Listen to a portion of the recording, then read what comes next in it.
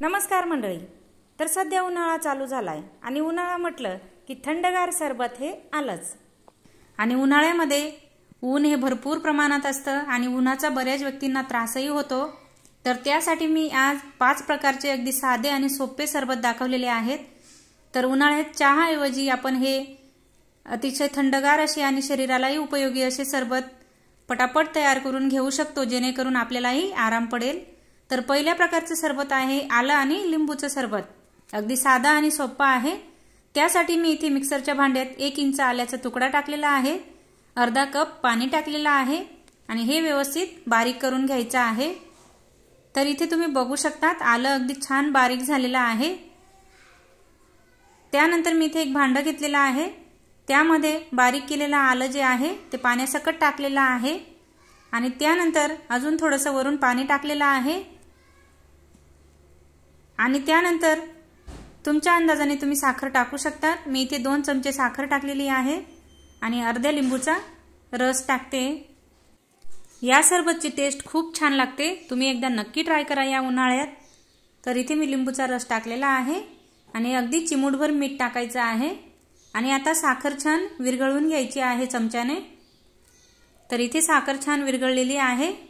त्यानंतर मी इथे एक काचेचा ग्लास घेतलेला आहे आणि चाळणीने तयार सरबत चाळून घेते आणि एक बर्फाचा खडा टाकलेला आहे।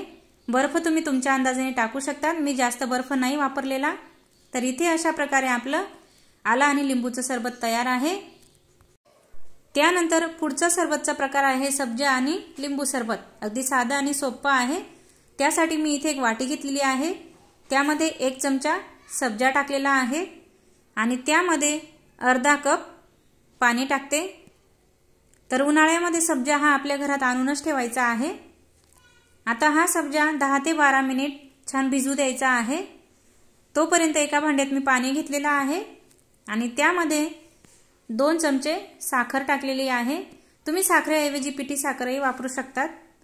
त्यानंतर अर्ध्या लिंबूचा रस टाकलेला आहे आणि हे आता व्यवस्थित साखर विरघळून घ्यायची आहे चमच्याने मिक्स करून। तर इथे छान साखर विरघळलेली आहे। हे तयार सरबत मी काचेच्या ग्लासमध्ये गाळून घेते चाळणीने आणि त्यानंतर 10 ते 12 मिनिटात सब्जा छान भिजलेला आहे। हा भिजवलेला सब्जा मी 1 चमचा टाकलेला आहे ग्लासमध्ये, व्यवस्थित मिक्स करून दिलेला आहे। परत वरून थोडंसं पाणी टाकलेलं आहे। तर आता मी व्यवस्थित मिक्स केलेला आहे सरबत आणि त्यामध्ये एक बर्फाचा खडा टाकलेला आहे। तर अशा प्रकारे आपलं सब्जा आणि लिंबूचं सरबत तयार आहे। पुढचा सरबतचा प्रकार आहे सब्जा आणि रोज सिरप सरबत। अगदी साधा आणि सोपा आहे। त्यासाठी मी इथे काचेच्या ग्लासमध्ये पाणी टाकलेलं आहे आणि त्यानंतर त्यामध्ये 2 चमचे साखर टाकते। साखर तुम्ही तुमच्या अंदाजाने टाकू शकता। रोज सरबतला साखर थोडी कमीच वापरायची, कारण रोज सरबतही ऑलरेडी गोड असतं। साखर व्यवस्थित विरघळवून घेतलेली आहे। त्यानंतर त्यामध्ये मी 2 चमचे रोज सिरप टाकलेला आहे। रोज सिरप तुम्ही कोणत्याही कंपनीचं वापरू शकतात। रोज सिरप टाकून व्यवस्थित मिक्स करून द्यायचं आहे आणि त्यानंतर आपण जो सब्जा भिजवलेला होता, सब्जा आणि लिंबूचं सरबत बनवण्यासाठी, त्यातलाच मी अर्धा चमचा भिजवलेला सब्जा यामध्ये टाकलेला आहे, व्यवस्थित मिक्स करून दिलेला आहे आणि त्यानंतर त्यामध्ये एक बर्फाचा खडा टाकलेला आहे, व्यवस्थित मिक्स करून द्यायचं। अशा प्रकारे आपलं सब्जा आणि रोज सिरपचं सरबत तयार आहे। अगदी सोपा आहे। त्यानंतर पुढचा सरबतचा प्रकार आहे जिरे आणि लिंबू सरबत। यासाठी जिरं भाजून त्याची पावडर करून घ्यायची आहे, व्यवस्थित चाळून घ्यायची। तर इथे मी काचेच्या ग्लासमध्ये 1 चमचा जिरं पावडर टाकलेली आहे, भाजलेल्या जिऱ्याची पावडर आहे ही। आणि त्यानंतर त्यामध्ये 2 चमचे साखर टाकलेली आहे आणि त्यानंतर चिमूटभर मीठ टाकायचं आहे। मीठ टाकून झाल्यावर इथे मी पाणी टाकलेलं आहे। तर जिऱ्याची पूड ही भाजलेल्या जिऱ्याची असल्यामुळे खूप छान टेस्ट लागते या सरबतची आणि उन्हाळ्यात जिरं आपल्या शरीरासाठी अतिशय उपयुक्त आहे। तर साखर छान विरघळवून घ्यायची आहे।